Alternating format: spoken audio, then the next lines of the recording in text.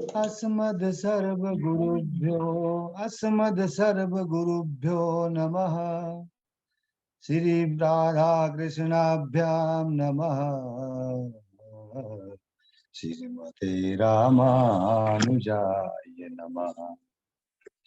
लंबोदरं परम सुंदरेकदंतं पीतांबरं त्रिनयनं परम पवित्रम् उद्यद्दिवाकर्णिभोज्वल कांतिकांतं विघ्नेश्वरं सकल विघ्न हरं नमामि। नारायणं नमस्कृत्य नरं चैव नरोत्तमं देवीं सरस्वतीं व्यासं ततो जयमुदीरयेत्। जयतु देवो देवकी नंदनो अयम्। जयतु कृष्णो वृष्णिवंश प्रदीपः। जयतु मेघ श्यामल कोमलांगः। जयतु पृथ्वी भारनाशो मुकंदः। बर्ह पीडं नटवर वपु कर्णयो कर्णिकारं बिभ्रद्वासः कनककपिशं वैजयन्तीं च मालां रन्ध्रान् वेणुर्धरसुधया पूरयन् गोपवृन्दैर्बृन्दारण्यं स्वपदरमणं प्राविशद गीतकीर्तिः। रामाय रामभद्राय रामचंद्राय वेदसे रघुनाथाय नाथाय सीताय पते नमः। अंजनानंदनं वीरं जानकी शोकनाशनं कपीशमक्षहन्तारं वन्दे लंका भयंकरम्। भक्त भक्ति भगवंत गुरु चतुर्नाम बपुएक इनके पद वंदन किए नासत विघ्न अनेक। अनंत कोटि ब्रह्मांड नायक अचिंत्य कल्याण गुण गण विधान सर्वेश्वर सर्वाधिपति अकारण करुणा वरुणालय सच्चिदानंद घन परमात्मा श्री राधा कृष्ण श्री राधा कृष्ण एवं गुरु जी के युगल चरणारविंदों में दास का बारंबार प्रणाम। जूम ऐप के माध्यम से समुपस्थित विद्वत बंधु एवं भगिनी और कथा अनुरागी सज्जनों, आज मैं आपके समक्ष एक छोटा सा प्रसंग लेकर के आ रहा हूं जो अष्टम स्कंद के शुरू में ही है। उसमें मनवंतरों के साथ साथ गजेंद्र मोक्ष प्रकरण है। आशा है कि आप ध्यान पूर्वक सुनेंगे। अष्टम स्कंद का विषय है मनवंतर। इसे सधर्म स्कंद भी कहते हैं। मनवंतर तथा युगों की गणना हम पहले भी देख चुके हैं पिछले अध्याय में। ब्रह्मा जी के एक दिन में 14 मनु आते हैं। एक एक मनु के शासन काल को मनवंतर कहते हैं। जैसे भारत की केंद्रीय सरकार है, अब जो केंद्र में सरकार है उसका शासन हमारे संविधान में है कि 5 साल तक संघीय सरकार रहेगी, और जो प्रांतीय है वो भी 5 साल तक, और जो स्थानीय निकाय वो भी 5 वर्ष तक। यदि बीच में कुछ हो गया उथल पुथल तो अलग बात है। वैसे ही इंग्लैंड हुआ, अमेरिका हुई, भिन्न भिन्न देश है, उनके जो राष्ट्रपति हैं या शासनाध्यक्ष हैं उनका कार्यकाल 4 साल का होता है। उसके बाद दूसरे राष्ट्रपति बनते हैं, नियुक्त होते हैं, जनता जनार्दन द्वारा चुने जाते हैं। वैसे ही भारत में 5 साल बाद अगर बदले सरकार तो दूसरे राष्ट्राध्यक्ष आते हैं। इसी प्रकार एक एक मनु आते हैं और उनका काम भी होता है धर्म की स्थापना करना। प्रत्येक मनवंतर की अपनी व्यवस्था होती है। जैसे कि प्रधानमंत्री का अपना मंत्रिमंडल होता है लोकसभा का, जिसमें गृह मंत्री, वित्त मंत्री इत्यादि अनेक मंत्री होते हैं। जब शासन कुछ केंद्रीय, कुछ कैबिनेट मिनिस्टर होते हैं, कुछ स्वतंत्र कार्यभार होता है। जब शासन बदलता है तब नया मंत्रिमंडल भी बनता है। और इसी प्रकार प्रत्येक मनु के काल में सारे देवता भी होते हैं, ऋषि भी हैं, भगवान का कोई ना कोई अवतार भी होता है, मनु के पुत्र पुत्रियां भी होती हैं। अब धर्म और सद्धर्म में थोड़ा सा अंतर है। सामान्य धर्म का आचरण मनुष्य अपनी शक्ति के अनुसार करता है, परंतु श्रेष्ठ पुरुषों में एक विलक्षण शक्ति दिखती है जो ईश्वर द्वारा प्रदान की गई होती है। इस शक्ति से संपन्न होकर वे सब जो आचरण करते हैं वो सद्धर्म कहलाता है।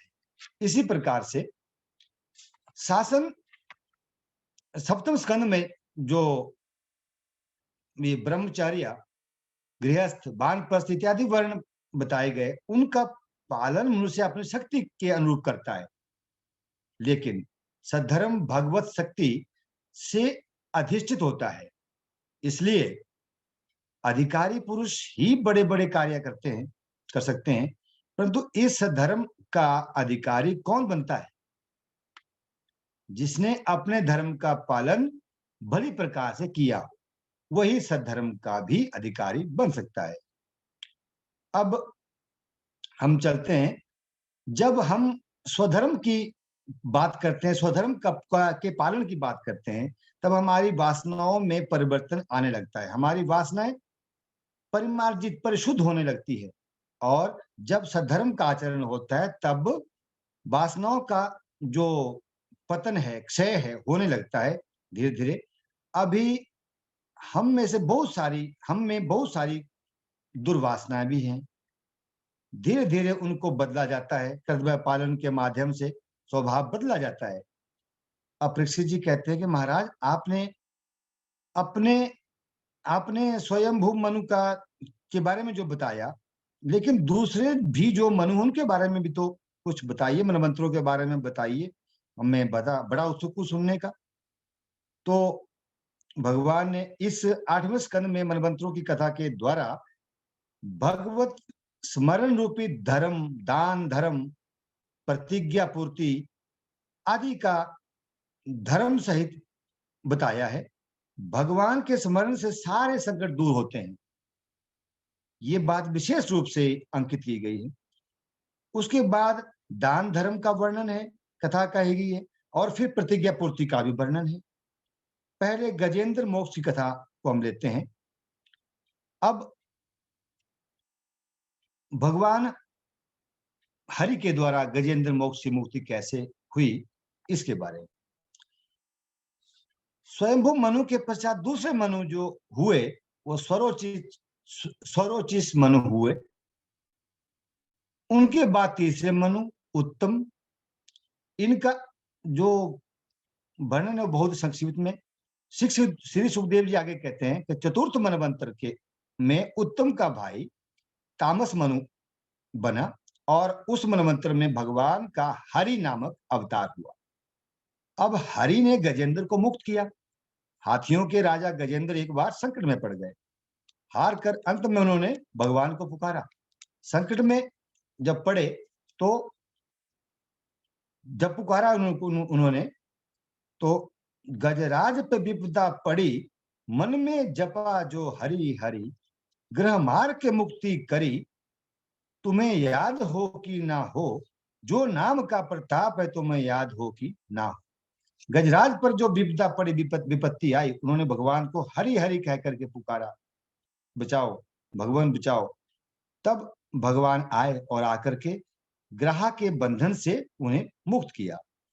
ये बड़ी सुंदर कथा है। कहा जाता है कि जीवन में जब कोई संकट आता है, कष्ट आए, और यदि समझ में ना आए कि अब क्या करूं, कैसे करूं, तो इस गजेंद्र मोक्ष का पाठ कर लेना चाहिए, तब संकट दूर हो जाता है।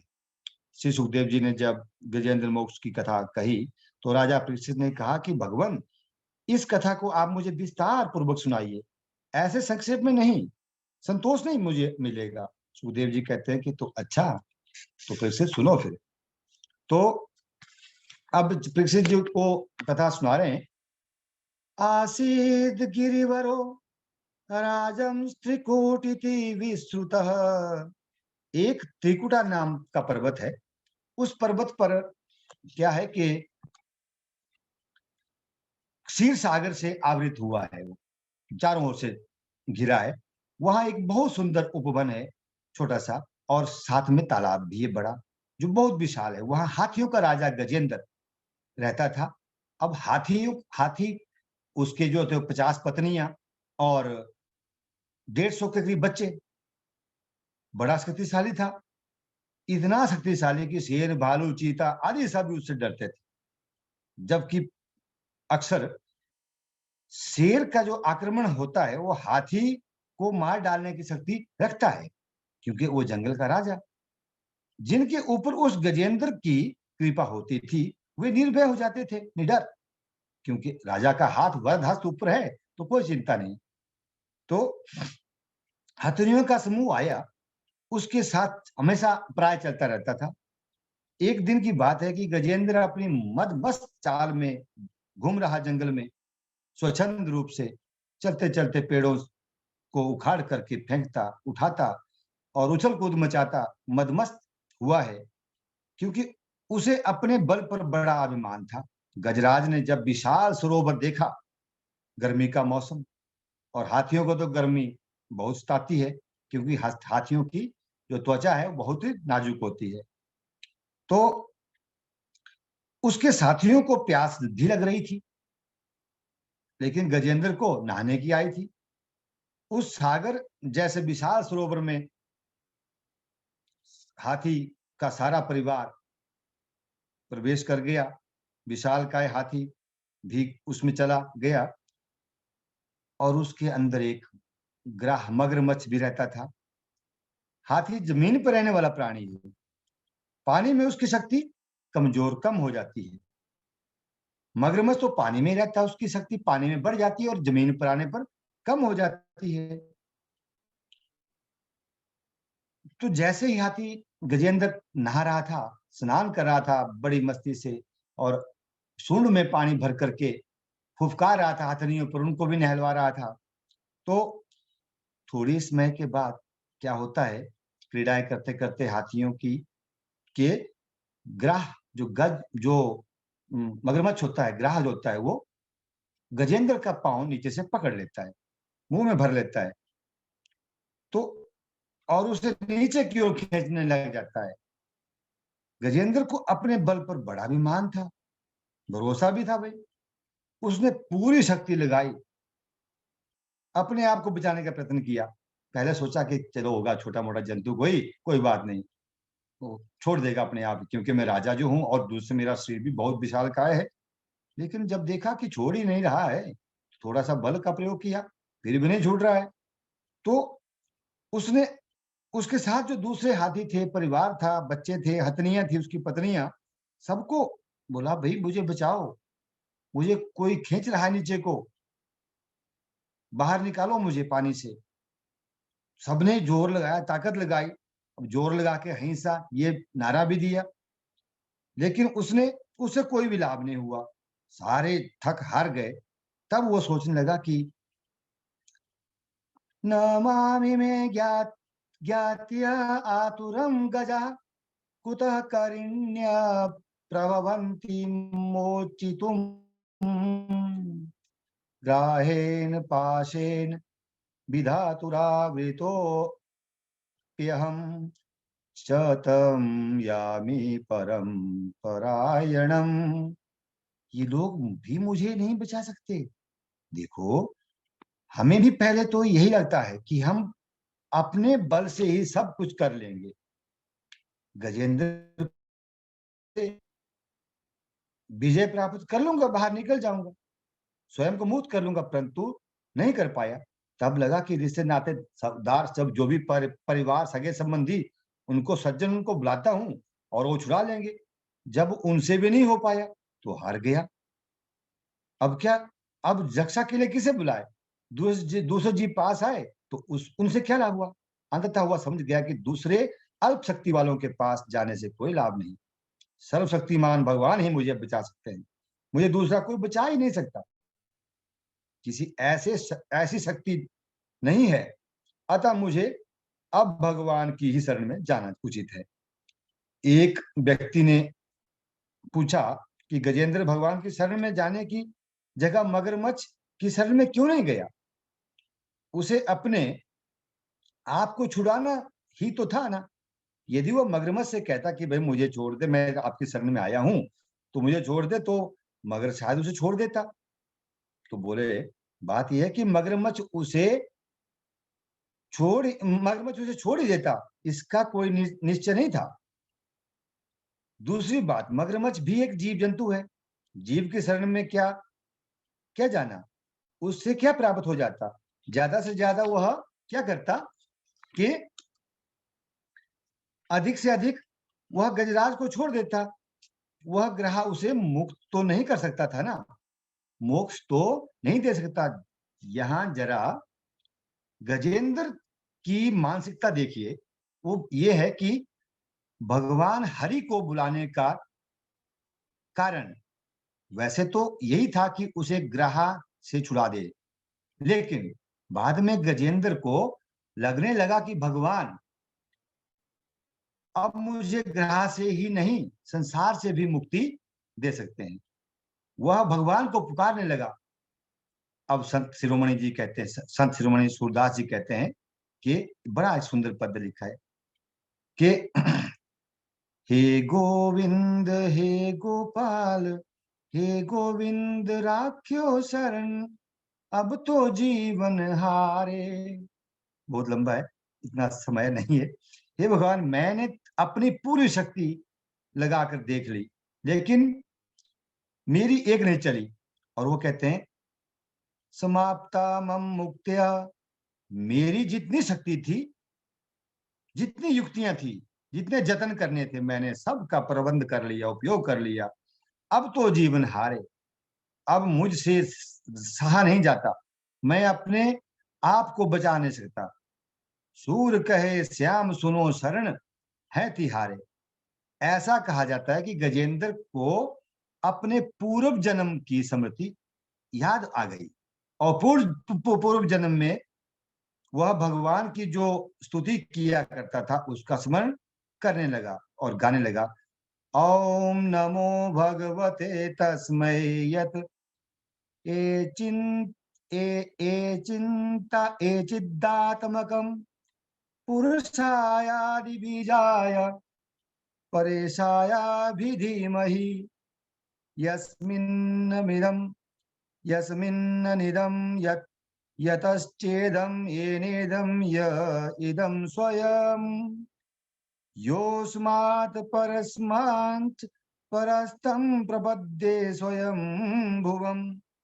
पूर्व जन्म में गजराज इंद्रद्युम्न नाम का एक राजा हुआ करता था। एक बार जब क्या हुआ कि अगस्त्य ऋषि आए, तब वह ध्यान में पूजन में बैठा था, तो राजा तो उठा तो नहीं, ऋषि ने शाप दे दिया कि तुम यहाँ स्तब्ध होकर बैठे हो और तुम्हारी मति जा एक गज की तरह हो जाए, तूने स्वागत भी नहीं किया रे, पूछा भी नहीं,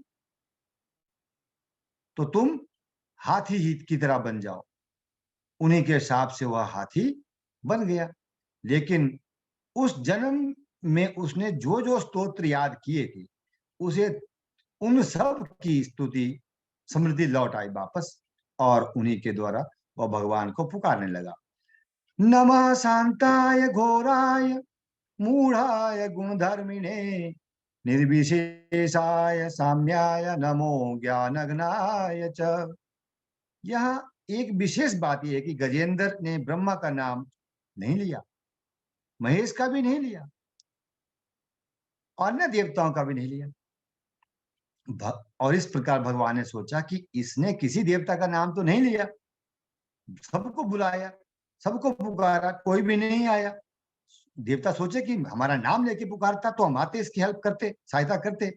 इसका ये अब कोई भी नहीं आया, तो इसका ये अर्थ है कि मुझे ही बुला रहा है, जिसका कोई नहीं उसका मैं हूं। यहां कहा उस समय भगवान भोजन कर रहे थे, जैसे ही उन्होंने शब्द सुना, द्वारका में शब्द गयो शोर भयो भारे, शंख चक्र गदा पदम गरुड़ ले सिधारे। भगवान सब कुछ छोड़ छाड़ करके दौड़ पड़े। गरुड़ जी उनके वाहन हैं, भगवान को जल्दी से ले जाना है।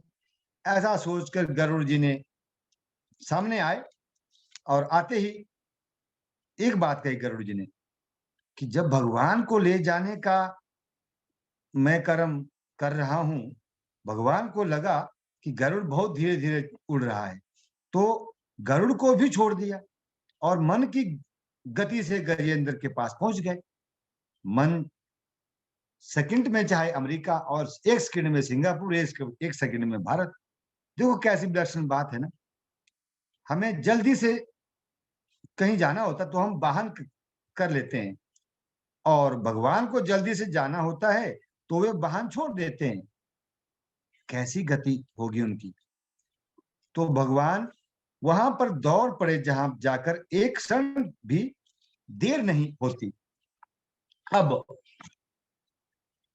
उन्होंने अपने चक्कर से उस मगरमच्छ का अंत कर दिया, काट दिया, सिर काट दिया उसका। ध्यान में रखना एक बात, यहां पर मुख्य बात है, भगवान जिनको मारते हैं उनका भी उद्धार होता है, और उस मगरमच्छ को मारा, उसका भी उद्धार हो गया। बड़े आश्चर्य की बात है कि गजेंद्र का उद्धार करने से पहले भगवान ने उस ग्राहक का उद्धार कर दिया। ऐसा क्यों? क्योंकि उस मगरमच्छ ने भगत का पैर पकड़ा था। यह बड़े रहस्य की बात है, हमें यह जल्दी से समझ नहीं पाते हम। जो भगत की शरण में जाता है, भगवान उसकी रक्षा ही नहीं करते, उसका तो उद्धार ही कर देते हैं। ये पूर्व जन्म में कुहू नाम का गंधर्व था मगरमच्छ, अब उसको अपना पूर्व देह प्राप्त हो गया। एक बात और, गजेंद्र अब स्वयं को केवल मगरमच्छ से छुड़ाने के लिए भगवान से ही नहीं